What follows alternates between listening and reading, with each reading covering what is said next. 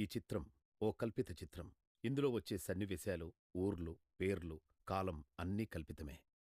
ఇందులో ఎవరైనా జీవించి ఉన్నవారి, మరణించి ఉన్నవారి, చరిత్రలో రాసినవారి, రాయనివారి, దాచినవారి, ఓడిపోయిన వారి ఛాయలు ఉంటే అది యాదృచ్ఛికంగా జరిగినదే.